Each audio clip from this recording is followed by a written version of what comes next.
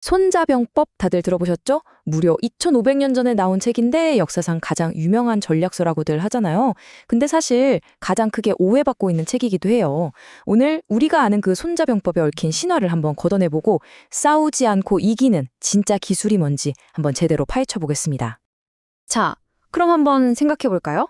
손자병법 하면 딱 떠오르는 그 유명한 문장, 뭐가 있으세요? 아마 대부분 비슷한 걸 생각하고 계실 거예요. 머릿속에 지금 뭔가 스쳐 지나가시죠? 역시 백전백승을 떠올리셨죠? 100번 싸워서 100번 이긴다. 정말 멋진 말이잖아요. 근데 놀랍게도 이건 사실 와전된 거예요. 손자병법 원문에는요, 백전불퇴라고 쓰여 있습니다. 100번을 싸워도 위태롭지 않다는 뜻이죠. 이게 무슨 차이냐고요? 이 미묘해 보이는 차이가요, 사실은 손자병법 전체를 꿰뚫는 아주 결정적인 핵심입니다. 바로 이 백전백승이라는 오해 때문에 우리가 손자병법의 진짜 가치를 놓치고 있었던 거죠. 이 책은 그냥 싸움 잘하는 기술? 이런 걸 알려주는 책이 아니거든요. 그보다 훨씬 더 깊은, 심오한 전략적 사고를 다루고 있습니다. 근데 더 놀라운 게 뭔지 아세요? 이 엄청난 전략서가 글자 수로 따지면 고작 6,200자 정도밖에 안 된다는 거예요. 이게 어느 정도냐면 A4 용지로 한 5장? 그 정도 분량이에요. 정말 짧죠? 그러니까 그 짧은 글 안에 얼마나 깊고 함축적인 의미를 담아냈겠어요. 자, 그렇다면 손자가 진짜로 말하고 싶었던 궁극의 승리는 과연 뭘까요? 싸우는 게 아니라면 도대체 그 핵심 철학이 뭐냐는 거죠. 그 정답은 바로 부전승입니다. 싸우지 않고 이긴다는 뜻이죠. 손자는 이게 최고의 경지, 완벽한 승리라고 봤어요. 피 한 방울 안 흘리고 내가 원하는 걸 얻어내는 것. 이야말로 전략이 추구해야 할 궁극적인 목표다라고 말한 겁니다. 이 말을 보면 손자의 생각이 딱 드러나죠. 전쟁은 국가의 중대사다. 삶과 죽음의 문제고 생존과 멸망의 갈림길이다. 신중하게 살펴야 한다. 그러니까 전쟁을 무슨 영광을 얻기 위한 수단 이런 걸로 본 게 절대 아니에요.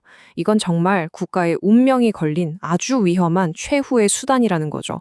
절대 감정에 휩쓸려서 시작하면 안 된다. 이런 강력한 경고인 셈입니다. 아니, 근데 말은 좋은데 어떻게 싸우지 않고 이기죠? 그게 가능하긴 한가요? 손자는 여기에 대해서 아주 구체적이고 실용적인 방법을 제시합니다. 일종의 체크리스트 같은 건데요. 싸움을 시작하기 전에 이걸 따져보라는 거죠. 그게 바로 도천지 장법입니다. 5가지 핵심 요소를 말하는데요. 자, 첫째는 도. 이건 명분이에요. 우리 리더와 국민이 같은 목표를 보고 한마음으로 뭉쳤는가? 이게 중요하고요. 둘째는 천. 바로 타이밍입니다. 날씨나 계절 같은 외부 조건이 우리한테 유리한가? 이걸 보는 거죠. 셋째는 지형입니다. 싸울 장소가 우리에게 이점을 주는가? 넷째는 장, 리더십. 우리 장군이 똑똑하고 믿을 만한 사람인가? 그리고 마지막 5번째는 법, 바로 시스템입니다. 군대 조직이나 보급 같은 것들이 잘 갖춰져 있느냐는 거죠. 손자는 이 5가지를 우리 편에만 대입하지 말고 상대방에게도 똑같이 적용해서 누가 더 나은지 아주 냉정하게 비교해보라고 말합니다. 이 체크리스트 무게감이 좀 느껴지세요? 손자는 정말 단호하게 말해요.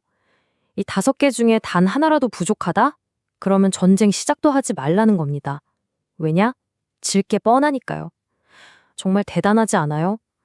이 분석틀은 2500년이 흐른 지금도 전략을 짤 때 가장 기본이 되는 핵심 원칙으로 쓰이고 있습니다. 자, 그럼 이 오래된 원칙이 현대로 와서는 어떻게 쓰이고 있을까요? 이게 정말 재밌습니다. 전쟁은 물론이고 비즈니스, 정치, 분야를 가리지 않아요. 여기 걸프전을 승리로 이끈 미국의 콜린 파월 장군이 있습니다. 이 사람이 바로 손자의 지혜를 현대전에 적용한 대표적인 인물이에요. 특히 베트남전에서 큰 교훈을 얻었다고 하죠. 파월은 제2의 베트남을 막기 위해서 손자의 도천지장법을 자기식으로 재해석해서 파월 독트린이라는 걸 만들었어요. 전쟁을 시작하기 전에 꼭 답해야 하는 질문 리스트 같은 거죠. 예를 들면 이게 정말 우리 국가 안보에 중요한 일인가? 평화적인 방법은 다 써봤나? 명확한 목표랑 빠져나올 전략은 있는가? 그리고 국내외 지지는 충분한가? 어때요? 딱 들어보면 국가의 명분을 따지는 도, 국제적 지지 같은 타이밍을 보는 천, 그리고 명확한 시스템을 강조하는 법, 이 다 녹아있죠? 정말 딱 현대판 도천지장법이에요.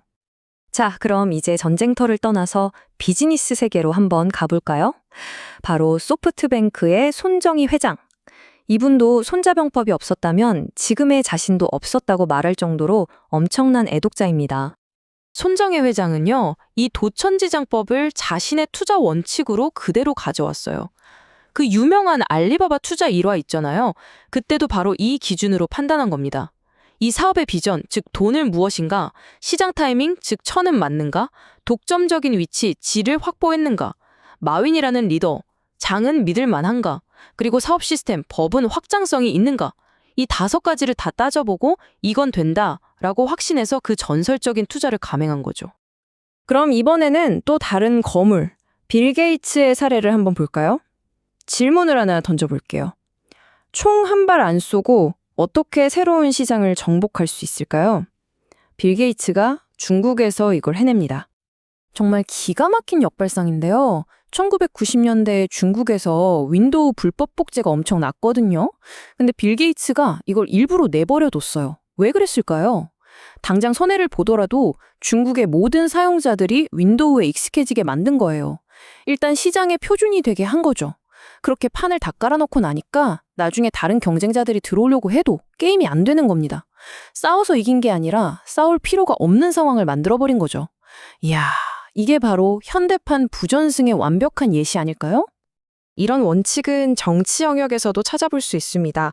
예를 들어 도널드 트럼프 전 대통령도 손자병법을 추천한 걸로 잘 알려져 있는데요. 그의 전략을 보면 어떤 정치적인 이상보다는 실질적인 이익을 우선시하는 경향이 있었죠. 그리고 가능하면 새로운 군사적 충돌은 피하면서 목표를 달성하려고 했습니다. 심지어 자신에게 비판적인 언론 보도를 오히려 이용해서 지지층의 관심을 끌고 세력을 모으는 전략을 쓰기도 했는데, 이런 것들이 손자병법에서 말하는 실리추구나 외부의 힘을 역이용해서 유리한 상황을 만드는 원칙과 연결해서 분석되기도 합니다. 자, 이렇게 군사 전략부터 비즈니스, 정치까지 손자의 지혜가 시대를 초월해서 어떻게 활용되는지 쭉 살펴봤습니다. 그럼 이제 마지막으로 이 오래된 지혜를 우리 각자의 삶으로 한번 가져와 보면 어떨까요? 결국 손자병법이 우리에게 말해주는 건 싸움을 잘하는 기술이 아닌 것 같아요. 그보다는 이길 수밖에 없는 판을 짜는 지혜죠. 싸움이 시작되기도 전에 이미 승패가 결정되도록 만드는 것. 우리가 앞으로 마주할 경쟁이나 협상 혹은 어떤 새로운 도전이든 마찬가지일 겁니다. 진짜 승부는 행동을 시작하기 전에 내가 얼마나 깊이 고민하고 판을 읽었느냐에 달려있는 게 아닐까요? 자, 여러분이 지금 준비하고 있는 전투는 무엇인가요? 그리고 그 판을 이기기 위해 여러분은 어떤 수를 두고 계신가요?